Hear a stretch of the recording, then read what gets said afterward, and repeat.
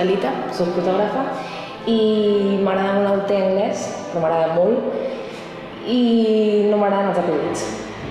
I bé, vaig comprar una càmera alemana per 30 euros, que venia un pack preciós, una bossa de pell, els objectius, la càmera, tot, i la vaig tenir a casa durant 8 mesos sense, vull dir, fer servir perquè era com es fa servir això.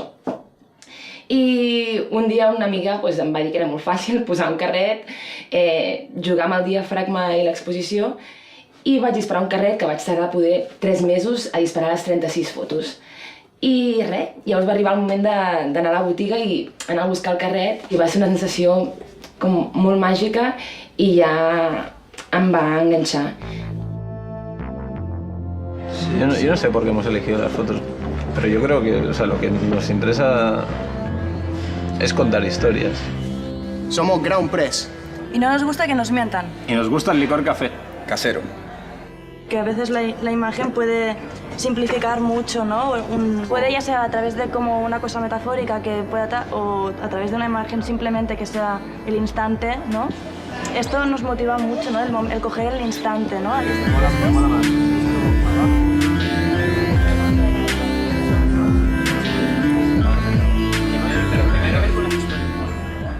El poder que puede tener una imagen es, a ver, se usa para publicidad, para vender cosas, la imagen se usa para todo y también se puede utilizar para informar a la gente. También se puede utilizar como reclamo para que alguien se lea una noticia y se informe sobre un caso en concreto, ¿no?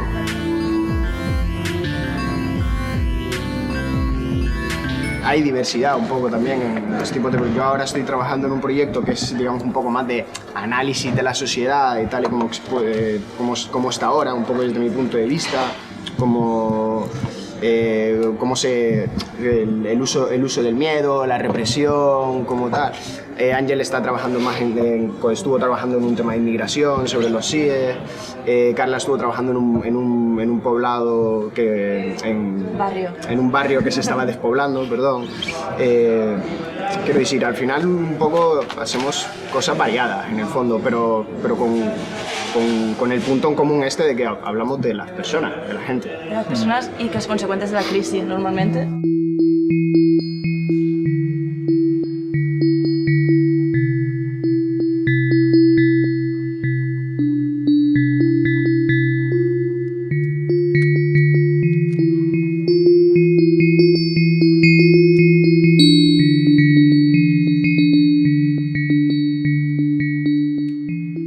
Sempre m'havia agradat el món de l'art i el món una mica més creatiu i vaig trobar que la fotografia s'adaptava a les meves necessitats una mica.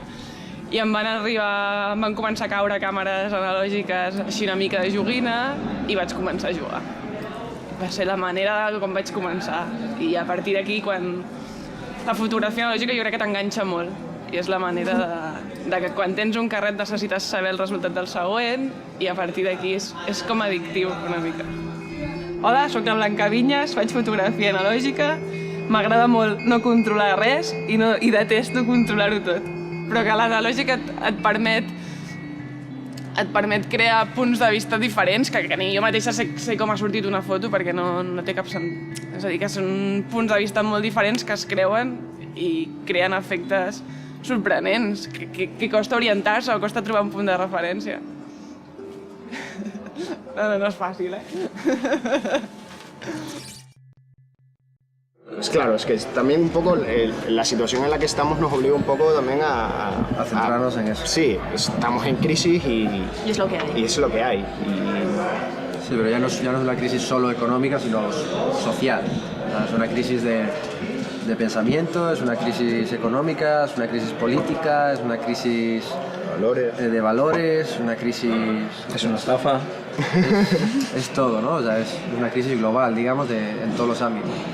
Entonces, bueno, lo que decía Ángel, hacemos cosas, digamos, más globales, como pueden ser manifestaciones o desahucios o scratches o tal, cubrimos esa parte y después profundizamos más dentro de esos mismos a lo mejor áreas, dentro de las mismas áreas, pero profundizamos más en un caso en concreto o de un área en concreto, de una persona.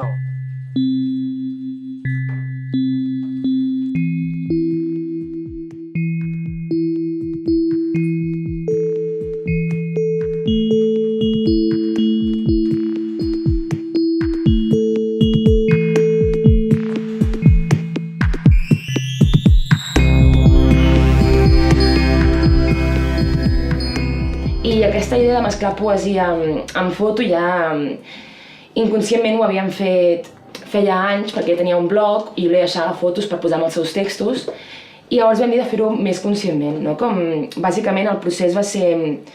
Jo triava les fotos, però no aquesta, sinó una, li passava, ell escrivia, jo anava mirant totes les meves com carpetes, el meu treball dels últims 3 anys, i anava com triant, i l'exposició es diu Matèria fugaz perquè justament és això, no? Com que jo sé que si avui ho hagués de tornar a fer, jo hagués triat una altra foto i ell hagués triat un altre verb, una altra paraula, una altra manera d'interpretar la foto.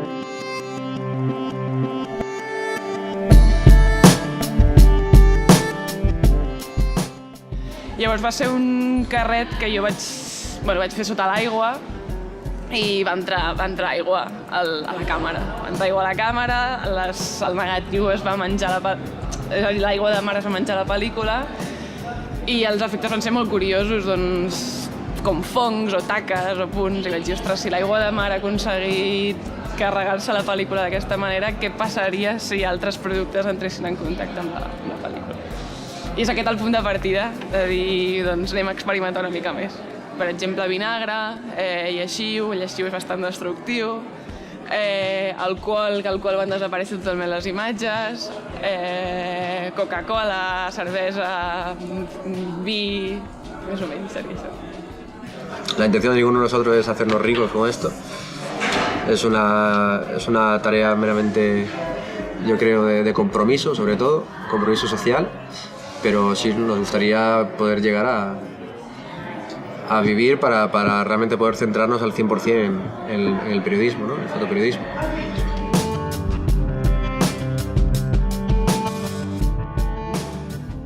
Vaig estar molt de temps, diguéssim, cobrant 50 per fer una borrada de retrats, vull dir que realment no em sortia a compte, ho feia per plaer i perquè estava descobrint com coses que m'apassionaven i m'agradaven molt. I bueno, llavors ja sí que una mica, el que va ser l'any passat, vaig començar a sobreviure d'això, no? Com a fer books per actors, i així va començar la meva faceta pel retrat. Un grup de música de Londres va arribar a les meves fotos, em va demanar si podia fer una portada, jo no tenia ni idea de fer portades. La primera la vaig fer pel Paint i amb algun altre programa, però amb recursos molt, molt limitats. I a partir d'aquí, quan algú ja confia una mica en el que fas, encara que no sigui del tot professional, doncs et van arribant altres coses, no?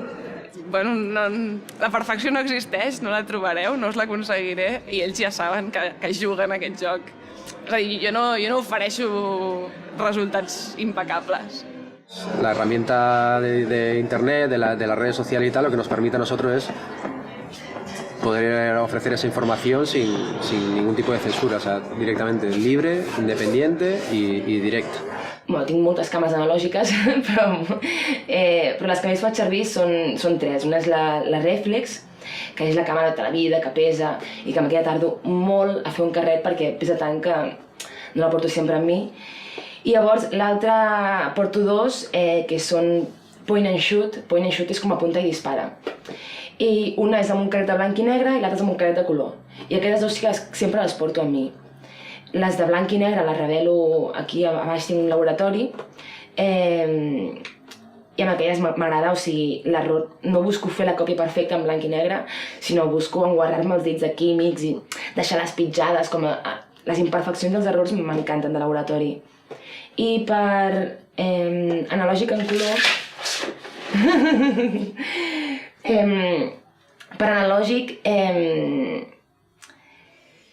bueno, el procés sí que soc més perfeccionista, no? Com que m'agrada que la còpia estigui bé, però també sabent les limitacions que comporta les meves càmeres, que no són especialment, diguéssim, bones i de qualitat. Doncs sí, això d'experimentar és totalment impulsiu i també és la manera d'aconseguir efectes que d'una altra manera no es podrien aconseguir. I jo no puc repetir una altra foto perquè el mateix producte no li farà el mateix per les condicions que sigui, perquè no estarà al mateix temps en contacte amb la pel·lícula, o perquè la sensibilitat del carret no serà la mateixa, o perquè les condicions de llum que hi havia el dia que vaig fer la foto no seran les mateixes que si les tornés a fer. I crec que és la manera d'aconseguir alguna cosa diferent i no poder-ho repetir. és la part interessant també. Y bueno, un poco esa es la base, la línea que pretendemos seguir, ¿no? El ser libres, independientes y mostrar la información tal y como es. I ara en endavant, no, el que vagi sortint. Y sacarle partido a lo bonito de compartir. Vaya. Eso es hermoso. Me cae muy bien. Eso es hermoso.